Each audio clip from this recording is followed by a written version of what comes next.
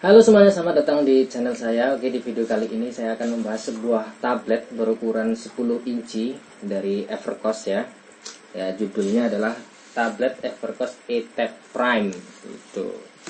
Nah, ini namanya eTab ya. Jadi ada embel-embel E-nya sebelum kata tab. Itu katanya itu setahu saya E-nya itu maksudnya education. Jadi ini laptop. Tablet yang diperuntukkan untuk siswa-siswa atau orang-orang yang ingin eh, apa namanya, study from home gitu, atau belajar dari rumah gitu kan. Sekarang lagi masa pandemi ya, jadi kayaknya Evercost melihat peluang untuk membuat sebuah device yang kira-kira enak gitu atau cocok digunakan untuk para siswa yang sedang belajar dari rumah. Makanya itu terbitlah sebuah tablet, yaitu tablet eTab Prime, Evercost eTab Prime gitu. Jadi ya seperti ini bentuknya ya. Nah, BTW ini tablet saya dapatkan dari OLX. Saya nyari-nyari tablet di OLX dan ketemunya ini. Saya dapat dengan harga 950. Padahal nih kalau misalnya dilihat pas belinya baru, itu harganya sekitar 2.400.000 atau 600 gitu loh Pak. Pokoknya masih ada itu struknya. Itu turunnya sungguh-sungguh saja, dan katanya ini baru 6 bulan beli, terus dijual dengan harga 950. Lumayan ya jauhnya ya. Tapi kalau misalnya mau beli baru di Shopee itu harganya masih ada sekitar 1.900.000 itu masih ada, sampai 1.900.000 sampai 2 juta itu masih ada gitu.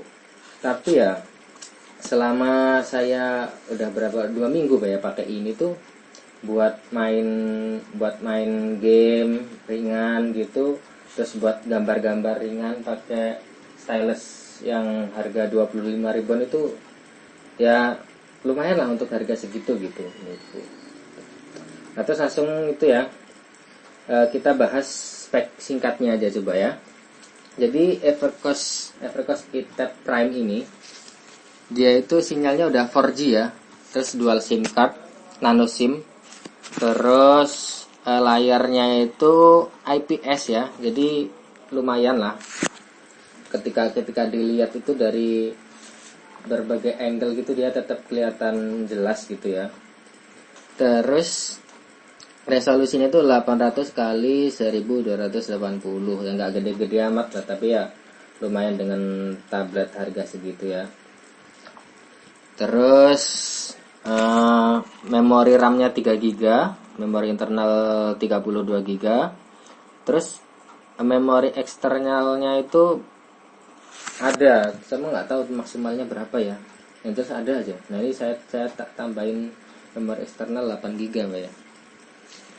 Nah, terus dia BTW dia pakai chipsetnya itu chipset yang agak jarang terdengar sih, masih asing. Kalau bagi saya sih masih asing. Itu namanya Unisoc SC9863A gitu.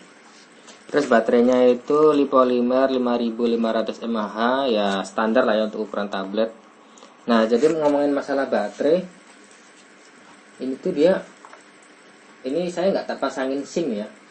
Cuma ketika untuk standby dia tuh lumayan lama dia masalah baterai. Nih, bisa kita lihat ya. Last full charge. Kelihatan nggak nih? Last full charge. Nih, last full charge-nya 5 days ago, 5 days ago. Nggak fokus. Bisa banget fokusnya ya. Coba kita pakai yang ini dulu aja, pakai yang gambarnya displaynya nggak pakai dark. Coba tahu lebih kelihatan.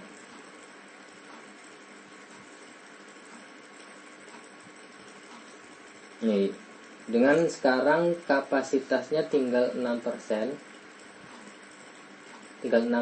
dan dia last full charge-nya terakhir ngecas penuhnya itu dia 5 hari yang lalu. Jadi selama 5 hari itu dia hanya berkurang, dia masih bisa bertahan dan menyisakan 6% gitu. Ya walaupun ini saya nggak pakai kartu memori ya, kartu SIM. Mungkin kalau pakai kartu SIM dipasangin pakai kartu SIM terus pakai kabel data, pakai paket data, datanya diaktifin, itu mungkin nggak selama ini, nggak sampai 5 hari, mungkin ya sampai seharian lah. Cuma ini karena saya cuma tak pakai buat wifi, terus buat browsing, cuma ngegame main Hago bentar gitu ya. Nah ini bertahan sampai 5 hari, lumayan lah gitu. Nah terus lanjut spek ya, belum selesai tadi. Terus nah ini memori apa, resolusi kamera depan ini dia adalah 5 megapiksel, terus yang belakangnya ini 8 megapiksel. Udah itu aja, spek singkatnya itu aja yang kayaknya paling umum gitu ya. Terus lanjut buat penampakannya, ini layar depannya segini ya, bisa kelihatan jelas ya kalau ini layar depan ya. Nah terus ketika pertama kali lihat masalah layar, dia tuh emang kepadatannya tuh agak, pixelnya tuh agak nggak terlalu rapat dia, jadi agak kasar gitu kalau dilihat ya. Wajar ya untuk harga segitu, dan menurut saya itu effort sekali. Soalnya beberapa kali saya beli produk effort itu emang seperti itu ya, layarnya itu kayak ya renggang gitu, jadi kayak kasar gitu kalau lihatnya tuh. Jadi untuk icon-iconnya tuh kayak nggak smooth, nggak halus gitu. Cuma untuk responsivitasnya nih lumayan sih menurutku, cukup responsif ya itu. Terus di bagian atas dia ada ini jack buat audio, terus ada buat micro USB. Nah ini bisa dibuka ya gitu ya. Nah terus ketika udah dibuka dia ada slot buat micro SD, terus ada SIM-nya, SIM 1 sama SIM 2 di sini semua gitu. Terus di sini ada speaker ya, 2 kanan kiri. Bagian kiri nggak ada apa-apa, bagian bawah nggak ada apa-apa. Bagian kanannya ini ada volume up and down, terus ada tombol power, terus ada R di sini, kayaknya ini buat reset ya, kalau misalnya ngehang gitu tinggal di reset, terus dicolok sesuatu di sini gitu. Masih ada ternyata yang pakai gitu. Nah terus dilihat dari bodi belakang ini, kalau menurut saya ini agak elegan menurut saya. Ini bagus gitu loh dilihat, nggak kelihatan murahan gitu. Terus ada logo Evercost di sini.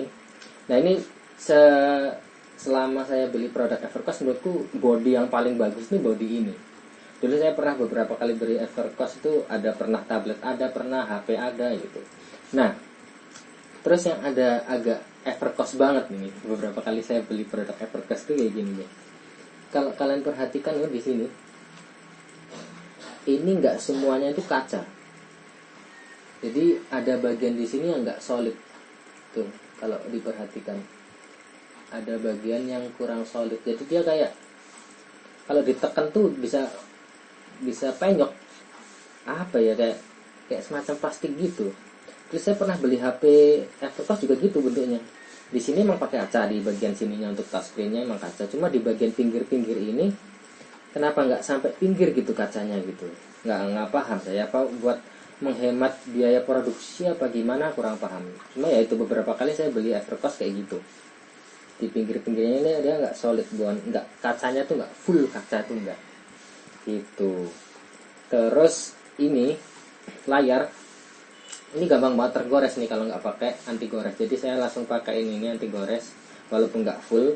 Yang penting layarnya ini terlindungi lah gitu. Soalnya ini saya coba buat pakai stylus yang pakai disk ini, di sini udah kita coba di pinggiran ini dia udah tergores dan nggak bisa hilang gitu. Kekurangan untuk layarnya kayak gitu. Cuma overall untuk performanya menurutku lumayan lah. Untuk harga ya saya belinya second sih. Jadi untuk harga 900.000, 950.000 itu menurutku lumayan. Jadi dengan harga segitu saya bisa dapat tablet 10 inci yang memori internalnya 32GB, RAM-nya 3GB. Terus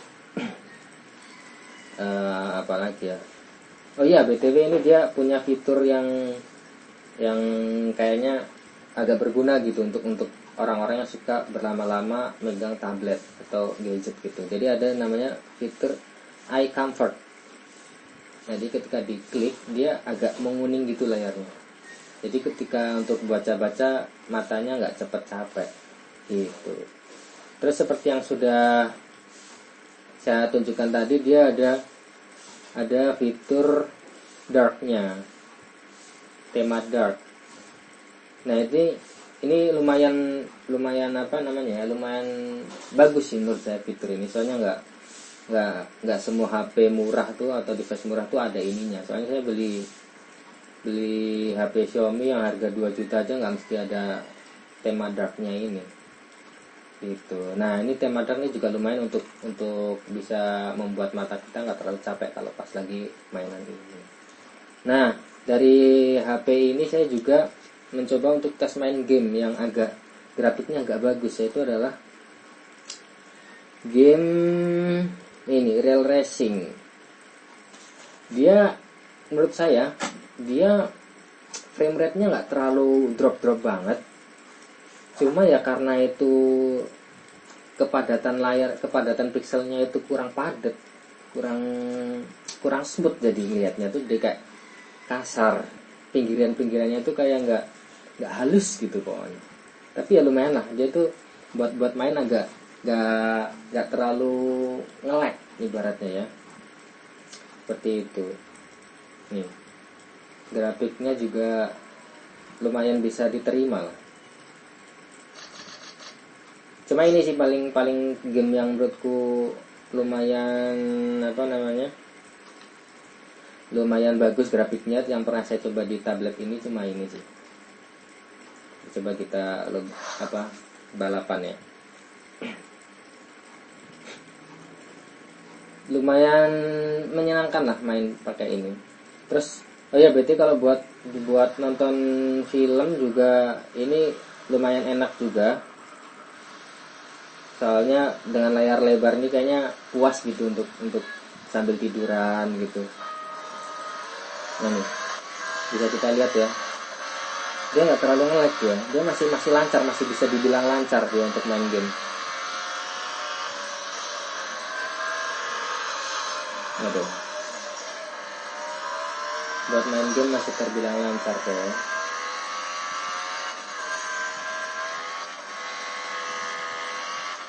Jadi lumayan lah, soalnya kan mungkin RAM-nya juga ya ngaruh ya, 3 GB. Jadi untuk main game kayak gini masih ngangkat gitu.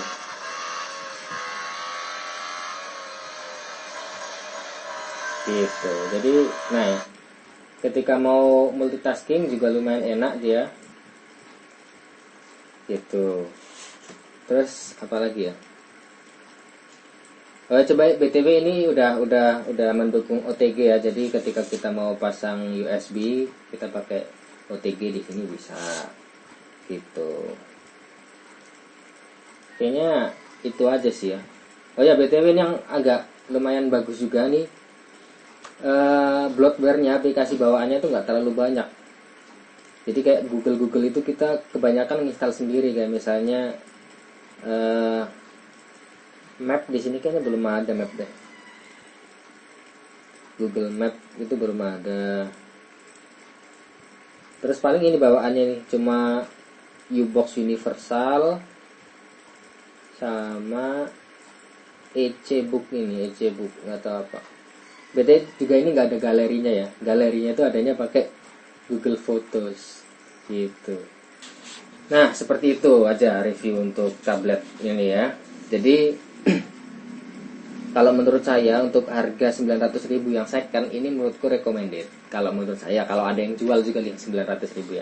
Cuma kalau misalnya mau beli baru, kalau menurut saya lebih baik itu nambah beberapa ratus ribu udah dapet Advance yang sketsa. Jadi dia emang dikhususkan, emang diperuntukkan buat sketsa. Jadi kayaknya harusnya, saya belum pernah nyoba sih, belum pernah lihat juga sih. Harusnya itu untuk masalah layar, untuk masalah responsivitas lebih baik daripada ini.